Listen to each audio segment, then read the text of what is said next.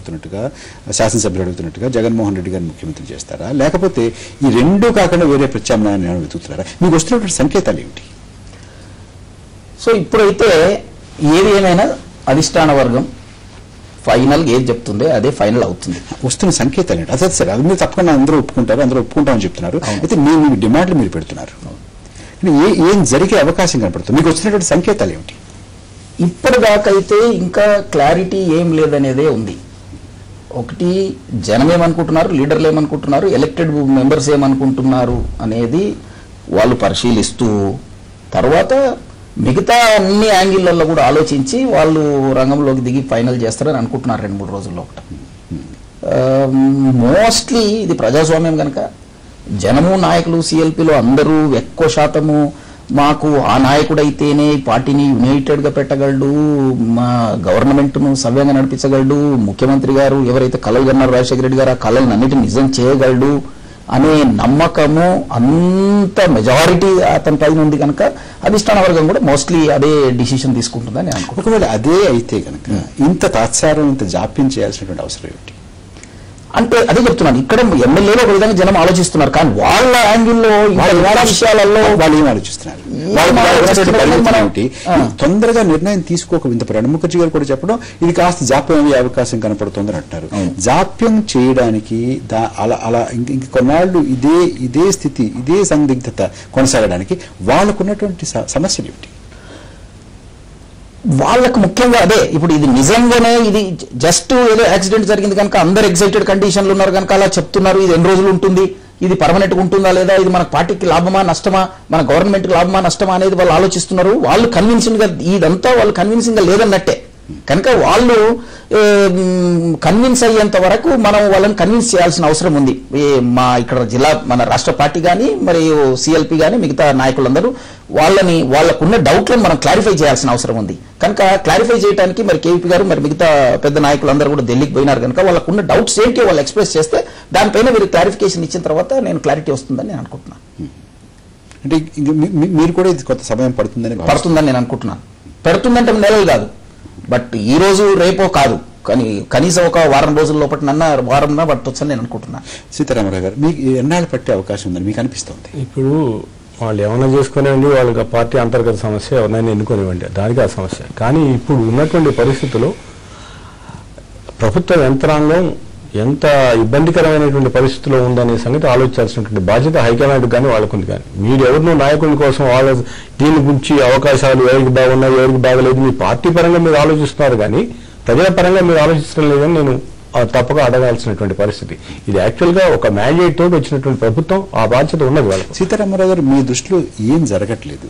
కరువు మండలాలుగా ప్రకటించారు, మిగతా అన్ని కార్యక్రమాలు సమీక్షలు జరుగుతున్నాయి. రోసయ్య గారు ముఖ్యమంత్రి స్థానంలో కూర్చొని అన్ని శాఖల్ని కూడా సమీక్ష చేస్తున్నారు.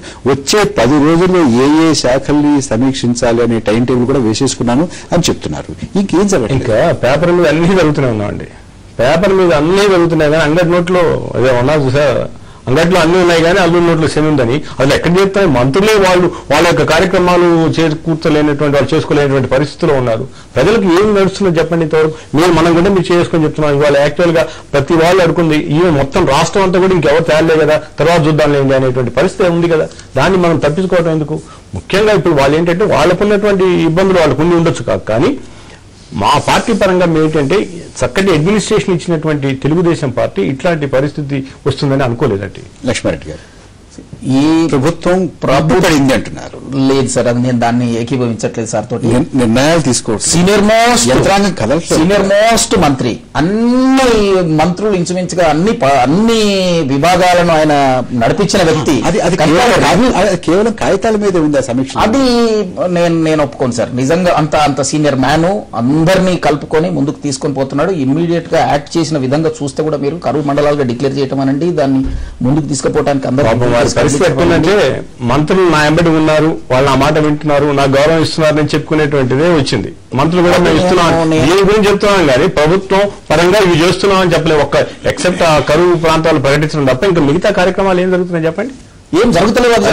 ప్రకటించడం వరకు జరుగుతలేదు, ఏదైనా ప్రకటించడం వరకు. ఇప్పుడు వాటర్ ప్రాబ్లం, ఎక్కడైనా వాటర్ ప్రాబ్లం ఉంటే గానీ, వర్షాలు ఉన్నాయి కదా, ఇంకా వాటర్ ప్రాబ్లం ఉంటుంది. ఈ డ్రింకింగ్ వాటర్ ప్రాబ్లం అనండి, లేదంటే పనికి ఏదైతే పని కల్పించటం అనండి. ప్రతి గ్రామంలో ఈ రోజు తిండి లేకుండా బాధపడుతున్న ప్రభుత్వ కార్యకలాపాలు ఏవి ఆగలేదండి, ఏవి ఆగలేదు, ఏవి మందగించలేదు. గౌతమ్ గారు, ఇప్పుడు ఈవేళ నేను టీవీలో చూస్తున్నాను, విష జ్వరాలతో చాలా ప్రమాదంలో ఉంది మన గిరిజన ప్రాంతం అనేది వస్తూ ఉంది. అక్కడ తక్షణం ప్రభుత్వం ఇమీడియట్ గా మానిటరింగ్ చేసి ఆ జిల్లాలతో మాట్లాడి, ఆ కలెక్టర్స్ తో మాట్లాడి, ఇక్కడి నుంచి అవసరమైతే తక్షణ సహాయాన్ని అందించి నిధులు సమకూర్చి ఇవన్నీ చేయాల్సినవి అయితే ఉన్నాయో ఈ కార్యక్రమాలు ఎవరైనా సహజంగా ఒక ముఖ్యమంత్రి ప్రమాదంలో చనిపోయారు, వారం రోజులు సంతాప దినాలు ఉన్నాయి, అందరూ అర్థం చేసుకుంటారు రాష్ట్రం అంతా కూడా. కానీ అంతకు మించి 10,000, 100,000 మానవ ప్రాణాలు బలయ్యేటువంటి పరిస్థితి వచ్చినప్పుడు మాత్రం అది ఖచ్చితంగా అడ్మినిస్ట్రేటివ్ లోపాల కింద దానికి మళ్ళీ ఈ ప్రభుత్వమే బాధ్యత వహించాల్సి ఉంటుంది, ఈ మంత్రులే బాధ్యత వహించాల్సి ఉంటుంది. అది ఇవాళ మీడియాలో రాలేకపోవచ్చు, కానీ రేపు నుంచి ఎల్లుండి నుంచి అది ఒక పెద్ద విషాదంగా మళ్ళీ ప్రజలు మన ముందుకు రాబోతుందని. రాజకీయంగా ప్రభావం ఏంటి, రాజకీయంగా ఏం జరుగుతుంది? రాజకీయంగా మీలాంటి చిన్న పార్టీలు మొన్నటి వరకు మమ్మల్ని మింగేస్తారేమో రాజశేఖర రెడ్డి ఆకర్షతోటి అన్నారు, మీరు ఇప్పుడు కొంచెం వెసులుబాటు ఉంటుందని అనుకుంటున్నారా? ఒకటండి, మీరు మాది చిన్న పార్టీ అని మేము ఒప్పుకోవట్లేదు. కారణం ఏమిటంటే మేము మా నిర్మాణ వైఫల్యాల వల్ల, మా లోటుపాట్ల వల్ల వచ్చినటువంటి లక్షలాది మంది ప్రజల్ని ఓట్ల రూపంలో రాబట్టుకోవాలనేది మా సమీక్షలో మేము చేసుకున్నాం కనుక మాకు ప్రజాభిమానం మెండుగా ఉంది.